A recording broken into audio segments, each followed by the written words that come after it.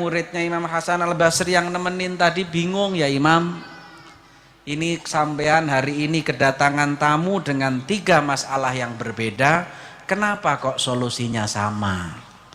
Jangan kita pandai menilai kesalahan orang lain, tapi pandailah menilai kesalahan diri kita, karena kita tidak pernah akan ditanya tentang kesalahan orang lain oleh Allah, akan tetapi yang Allah tanyakan adalah tentang tingkah laku kita.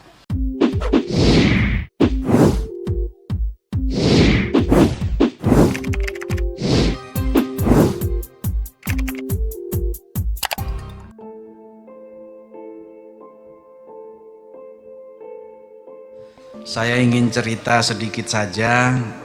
Dulu ada ulama namanya Imam Hasan Al-Basri. Siapa? Imam Hasan Al-Basri. Kedatangan tamu 3 orang, 3-tiganya pengen curhat, punya masalah. Nasibnya kiai dari zaman dulu itu memang tempatnya orang bermasalah. Kalau sudah masalahnya hilang, kadang-kadang lupa sama kiai. Nasibnya kiai ya begitu itu.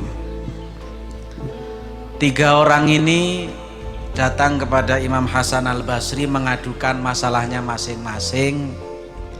Yang pertama bilang, ya Imam, saya ini punya sawah banyak, kebun banyak, tapi tidak pernah bisa panen karena nggak ada airnya. Hujan nggak turun-turun, irigasinya macet, sehingga sawahnya kering, kebunnya kering, sawahnya nggak bisa ditanami. Biar airnya cukup, saya harus bagaimana? Kata Imam Hasan Al-Basri, kamu pulang nanti sampai di rumah banyak baca istighfar. Baca apa? Istighfar. Tamu yang nomor 2, ya Imam, saya juga punya masalah penyakitan sudah lama. Dokter nggak ada yang sanggup. Makanya saya datang ke Kiai sama Pak Imam Hasan Al-Basri, ditanya, memang penyakit kamu penyakit apa? Kata orang yang datang, penyakit saya namanya penyakit melarat. Penyakit apa? Melarat. Ya datang ke dokter nggak ada yang sanggup, pantes. Kalau penyakit melarat itu datangnya ke BCA. Kata Imam Hasan Al-Basri, penyakit melarat ada obatnya. Kalau pengen penyakit melarat kamu hilang, nanti sampai di rumah banyak-banyak baca istighfar. Pulang tamu yang nomor 2, tamu yang nomor 3 datang, ya Imam, saya nikah sudah lama, ikhtiar bikin anak tiap hari, kadang-kadang dibelain sehari 2 kali, siang iya, malam iya. Tapi sudah sekian tahun ya Imam, hampir bosen rasanya, tetap aja bikin anak gak jadi-jadi. Biar saya ikhtiar bikin anaknya cepat diijabah oleh Allah, saya harus bagaimana? Kata Imam Hasan Al-Basri, kamu pulang nanti sampai di rumah, ikhtiar bikin anaknya dilanjutkan, ditambahi baca istighfar. Karena kalau bikin anak baca istighfar doang gak cukup, ya. Pulang 3-tiganya muridnya Imam Hasan Al-Basri yang nemenin tadi bingung, ya Imam, ini sampean hari ini kedatangan tamu dengan 3 masalah yang berbeda, kenapa kok solusinya sama? Yang sawahnya kering, yang melaratnya nggak hilang-hilang, bikin anak nggak jadi-jadi, tetap itu obatnya satu, yaitu baca istighfar. Kata Imam Hasan Al-Basri, afala taqra kitaballah, apa kamu nggak baca Al-Quran? Kata Imam Hasan Al-Basri, muridnya menjawab, qala bala, iya ya Imam, saya baca Quran. Kemudian Imam Hasan Al-Basri membaca satu ayat dalam surat Nuh.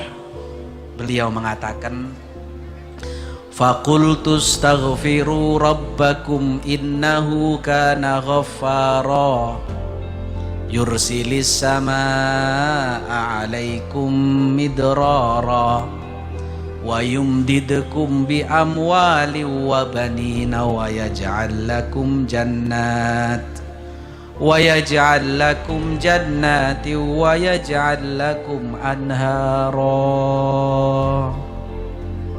Sepi. Diingetin baru nyaut ya. Allah Subhanahu wa ta'ala berfirman di dalam Al-Quran, faqultu, maka aku katakan, istaghfiru, beristighfarlah kalian, Rabbakum, kepada Tuhan kalian, innahu, sesungguhnya Rabbakum itu, kana ada siapa Rabbakum itu, ghafara, zat yang maha mengampuni segala dosa. Orang kalau sudah beristighfar, maka istighfar ini akan berbuah. Apa buahnya? Yang pertama, yursilis samaa 'alaikum midrara.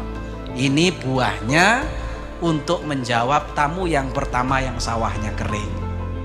Yang kedua, wa yumdidkum bi amwal. Tidak pakai kata arzak, pakainya amwal. Jamak dari lafadz malun, artinya harta yang melimpah. Yang ketiga, wabanin, dan keturunan-keturunan yang bikin anak gak jadi-jadi. Jadi istighfar itu adalah solusi. Kalau kita belajar bahasa Arab dulu di pesantren, atau yang santri masih belajar di pesantren, ada namanya bahasa Arab itu fi'il, kata kerja. Ada namanya isim, kata benda. Fi'il dalam bahasa Arab itu selalu hurufnya 3. Tidak ada yang lebih dari 3. Kalau lebih namanya huruf tambahan. Ya, makanya fi'il itu ada namanya thulathi mujarrad, ada namanya thulathi mazid. Mujarrad itu artinya 3 huruf saja, tidak ada tambahannya. Qatala, fa'ala, doroba, ja'a, qama, dan seterusnya. Kalau mazid ada tambahannya. Tambahannya bisa 1 huruf menjadi af'ala, atau 2 huruf dan 3 huruf, termasuk ghafara, itu hurufnya 3 mendapatkan tambahan 3 huruf, hamzah, sin, dan ta, menjadi istaghfara. Ghafara artinya mengampuni, mendapatkan 3 tambahan huruf, artinya menjadi meminta ampun. Jadi sebenarnya istighfar itu tidak berhenti pada meminta ampun saja. Sebenarnya istighfar ini kalau kita tengok ke belakang, apa artinya minta ampun? Minta ampun itu hanya dilakukan oleh orang-orang yang merasa punya salah. Merasa apa? Orang kalaupun kesalahannya besar, ketika tidak merasa punya salah, maka dia tidak akan mau meminta ampun. Tapi orang yang tidak punya kesalahan, walaupun dia merasa, kalau dia merasa bersalah, maka dia akan rajin meminta ampun kepada Allah Subhanahu wa ta'ala. Dan kita lihat, kalau kita belajar para nabi dan rasul, dalam akidah kita adalah orang-orang yang maksum. Maksum itu tidak berbuat dosa kecil maupun dosa besar. Tapi ternyata para nabi dan rasul wiridnya adalah memperbanyak baca istighfar. Nabiullah Adam alaihissalam bersama dengan istri beliau Hawa, wiridannya juga istighfar. Rabbana zalamna anfusana wa illam taghfir lana lanakunanna minal khasirin. Nabiullah Yunus ibnu Matta alaihissalam wiridannya juga istighfar. La ilaha illa anta, la ilaha illa anta, subhanaka inni kuntu minadh dhalimin. Baginda junjungan kita Nabi besar Muhammad sallallahu alaihi wasallam, sayyidul awwalin wal akhirin, imamul mursalin, awwalu man yadkhulu al jannah wa awwalu man yanzilu fi qusuriha. Orang yang pertama kali dikasih kesempatan oleh Allah untuk masuk ke dalam surga dan menempati istana-istananya, ternyata baginda Nabi SAW wiridan utamanya setiap sholat tahajud tidak pernah kurang daripada 70 kali beristighfar kepada Allah Subhanahu wa ta'ala. Intinya istighfar itu adalah muhasabah pribadi kita. Kenapa negara ini ruwet? Tidak pernah kita dengar berita yang menenangkan. Kenapa masyarakat ini selalu panas hawanya? Karena tidak ada yang pernah mau merasa bersalah. Semuanya merasa benar. Penyakit merasa benar. Dijangkit mulai manusia yang paling tinggi pangkatnya di negara kita sampai manusia yang paling rendah. Bahkan sekarang penyakit merasa benar menular kepada para kiai dan ustadz, sehingga akhirnya banyak ustadz dan kiai dipidato di dalam mimbar-mimbarnya yang mestinya menyampaikan kedamaian, justru mimbar-mimbar yang mulia dijadikan tempat untuk menyampaikan ujaran-ujaran kebencian. Itulah karenanya mari bersama-sama kita hadapi tahun baru Hijriah ini dengan memuhasabah diri kita. Insya Allah kalau kita memuhasabah diri kita, kita akan bisa berubah menjadi manusia yang lebih baik. Jangan kita pandai menilai kesalahan orang lain, tapi pandailah menilai kesalahan diri kita, karena kita tidak pernah akan ditanya tentang kesalahan orang lain oleh Allah, akan tetapi yang Allah tanyakan adalah tentang tingkah laku kita. Jamaah sekalian yang dimuliakan oleh Allah Subhanahu wa ta'ala, karena itulah maka para nabi dan rasul sebagai orang-orang yang bersih masih mau beristighfar, maka itu menjadi ukuran bagi kita. Siapa kita? Akan semakin banyak kesalahan yang kita miliki, maka semakin banyak semestinya istighfar yang kita ucapkan, muhasabah yang kita lakukan, sehingga dengan itu semua kita akan menjadi pribadi yang baik. Dengan demikian, kalau tahun ini kita lebih baik daripada tahun sebelumnya, maka kita akan menjadi orang-orang yang beruntung di hadapan Allah Subhanahu wa ta'ala. Mudah-mudahan tahun 1439 semakin berkah untuk kita dan keluarga.